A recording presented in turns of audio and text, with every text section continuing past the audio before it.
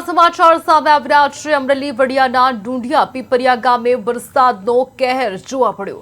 ભારે વરસાદને કારણે પાણી આવતા ખેતરો ધોવાયા હોવાના સમાચાર સામે આવ્યા છે।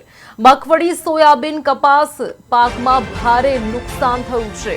મગફળીના પાથરા તણાઈને ડેમમાં જતા રહેતા ખેડૂતોની હાલત કફોડી બની છે। વડિયાના ઢૂંઢિયા પીપરિયા ગામે ભારે વરસાદે તારાજીના દ્રશ્યો સામે આવ્યા છે। મહત્વના સમાચાર ઠેર ઠેર વરસાદી માહોલ હાલ તો જોવા મળ્યો છે। ત્યારે અમરેલી વડિયાના ઢૂંઢિયા પીપરિયા ગામે વરસાદનો કહેર। ભારે વરસાદને કારણે પાણી આવતા ખેતરો ધોવાયા હતા, જ્યારે મગફળી, સોયાબીન, કપાસ પાકમાં ભારે નુકસાન થયું છે। મગફળીના પાથરા તણાઈને ડેમમાં જતા રહેતા કહી શકાય કે ખેડૂતોની હાલત હાલ તો કફોડી બની છે। વડિયાના ઢૂંઢિયા પીપરિયા ગામે ભારે વરસાદે તારાજીના દ્રશ્યો સામે આવ્યા છે।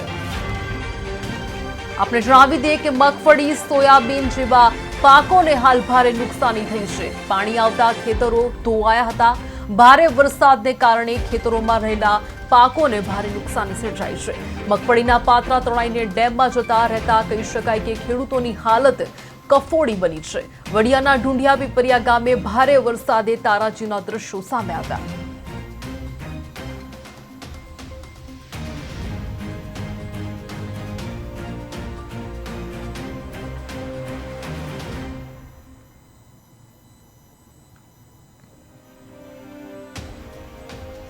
નામ છે પાગડાળ ભૂપતભાઈ વિઠ્ઠલભાઈ, ગામ ઢૂંઢિયા પીપળિયા। જન્માષ્ટમીના વરસાદમાં અતિવૃષ્ટિ, માનો કે આવું તો 30 થી 35 વર્ષમાં અમે ક્યારેય જોયેલું નથી, એવો વરસાદ પડી ગયો છે। અને અત્યારે અમારે એવડી નુકસાની કરી છે, આજુબાજુના બધાય ગામડામાં એવડું છે, અને એમાં અમારે ઢૂંઢિયા પીપળિયામાં તો કોઈ સીમા નથી, એવડી નુકસાની છે। ઢૂંઢિયા પીપળિયાની અંદર તમામ ખેડૂતને, મારે ખુદને આજ 2 થી 3 વીઘાની મગફળી હાવ ઉપાડી અને પાણીની હારે વહી ગયેલી છે।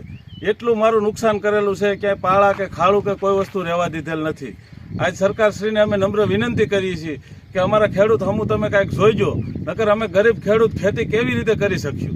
કારણ કે આ વરસાદની નુકસાનીમાં હવે અમારે 3 વીઘાની મગફળી તો હાવ લેવા પણ જ નથી। આજ મારી પાસે કુલ 9 વીઘા જમીન છે, 9 વીઘામાં મારે 3 વીઘામાં તો પૂરું થઈ ગયું, હાવ ત્યાં જવા પણ જ નથી। એ અમે રિપેરિંગ કેવી રીતે કરશું તે સરકારશ્રીને અમે નમ્ર વિનંતી કરી છે કે અમને સહાય પેટે કાંઈક થોડી ઘણી જોગવાઈ કરી આપે।